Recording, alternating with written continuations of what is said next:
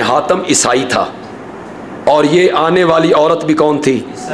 عیسائی تھی. ساڈے دین دی اعتدال پسندی ویکھ کہ کل تیری ایک لڑکی ننگے سر آئی تھی, ہم نے اس کے سر پہ کپڑے ڈالے تھے, ذرا تو بھی اپنی اعتدال پسندی دیکھ, تو نے افغانستان اور عراق میں کتنی لڑکیوں کی عزتوں کو لوٹا ہے. تو بنتا ہے معتدل, تو بنتا ہے انصاف پسند اور مسلمانوں کو دھبا دیتا ہے اسلام کو کہ یہ دہشت گردی کا مذہب ہے. جس نے کل تیرے مذہب کی ایک عورت کے سر کو ڈھانپ دیا تھا, یہ قریب آئی, نبی پاک نے فرمایا بیٹا تمہارا باپ بڑا سخی تھا حاتم تائی, تم بڑے عظیم باپ کی بیٹی ہو, منگ میرے کول کی منگنی.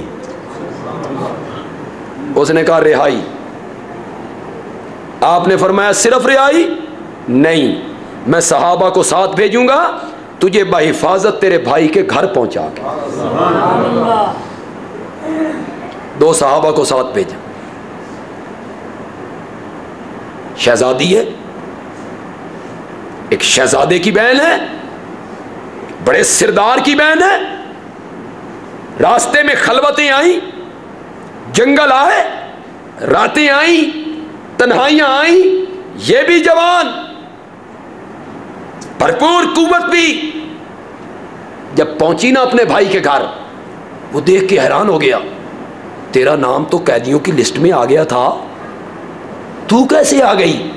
اس نے کہا محمد نے رحم کر دیے صلی اللہ ہو. تو ان کے پاس گئی تھی؟ ہاں میں ان کی محفل میں گئی تھی. تو نے ان کو دیکھا ہے؟ ہاں میں ان کے پاس رہی ہوں, انہوں نے چادر میرے سر پہ ڈالی ہے. عدی ابن حاتم نے پہلا سوال کیا اپنی بہن سے, کیف وجدت محمدًا وصحابہ, اگر تو ان کے پاس رہی ہے اور تو نے ان کے طور طریقے دیکھے ہیں تو بہن بتا تو نے محمد کو اور محمد کے یاروں کو کیسا پایا ہے, وہ کیسے لوگ ہیں. ہو سکتا ہے اس وقت بھی لوگ کہتے ہوں یہ بڑے ظالم ہیں, عورتوں پہ بڑے ظلم کرتے ہیں, جس طرح لوگ طالبان کے متعلق کہتے رہتے تھے بڑے ظالم لوگ ہیں, عورتوں پہ بڑے ظلم ڈھانے والے لوگ ہیں. اس نے پہلا سوال کیا کیف وجدت محمدًا وصحابہ, تو نے محمد کو, محمد کے یاروں کو کیسا پایا؟ تو بہن کہتے لگی بھائی میں زیادہ کیا بتا سکتی ہوں, بس اتنا سن کہ میری عزت اور میری عصمت تیرے گھر میں اتنی محفوظ نہیں تھی جتنی محمد کے گھر میں محفوظ تھی. جو کبھی زانی تھے, جو کبھی عزتوں کے لٹیرے تھے, میرا نبی جب انقلاب لے کے آیا تو وہ کافروں کی عزتوں کے رکھوالے بن کے اٹھ پڑے. وہ کافروں کی عزتوں کے رکھوالے بن گئے تھے. کبھی وہ جھوٹ بولتے تھے, ان کی گھٹی میں جھوٹ پڑا ہوا تھا, اور بندہ جھوٹ بولے نا تو فرشتے 3 میل اس بدبو کی وجہ سے اس بندے سے دور بھاگ جاتے ہیں. کبھی فرشتے ان سے دور بھاگا کرتے تھے, وہ جھوٹ بولتے تھے. میرے نبی نے جب رنگ چڑھایا, میرا نبی جب انقلاب لے کے آیا, ایک صحابی کا جنازہ اٹھایا گیا. اتنی ہلکی پھلکی چارپائی ہے, صحابہ نو چارپائی تھلے رکھ کے کفن دی چادر ہٹا کے ویکھنا پہ گیا بھئی میت اتے ہے بھی صحیح کہ کوئی نہ, کوئی بوجھ نہیں. نبی پاک نے یہ منظر دیکھا تو پوچھا کیا کیا تم نے؟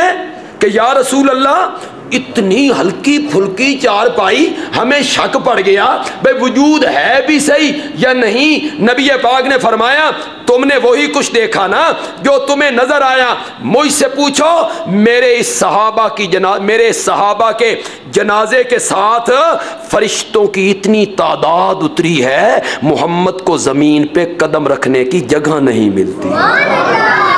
کبھی فرشتے ان سے دور بھاگا کرتے تھے, آج فرشتے ان کے جنازوں میں شامل ہونے لگ گئے. یا رسول اللہ وہ جو حنظلہ ہے نا احد میں شہید ہو گیا ہے, اس کے جسم سے پانی کے قطرے ٹپک رہے ہیں, پانی کے قطرے ٹپک رہے ہیں. شہید کو غسل نہیں دیا جاتا.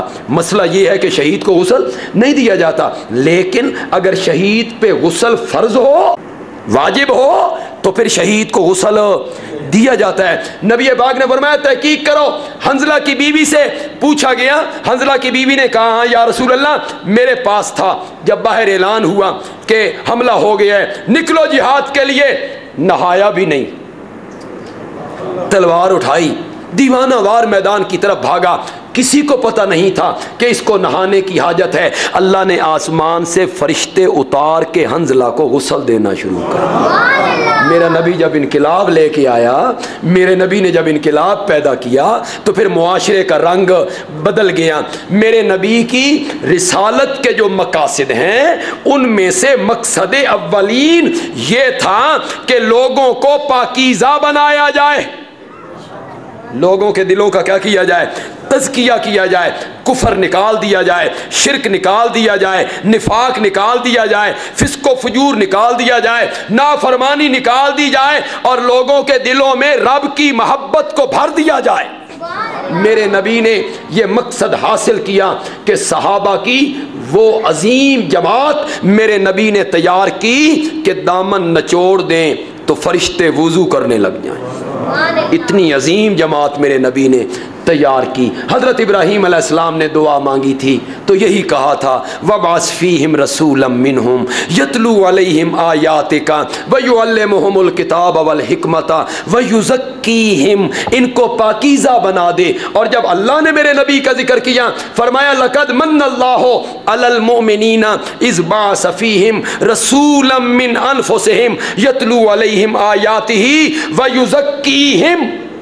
میرے نبی کے مقاصد میں ایک مقصد یہ تھا کہ وہ لوگوں کے دلوں کا کیا کرے؟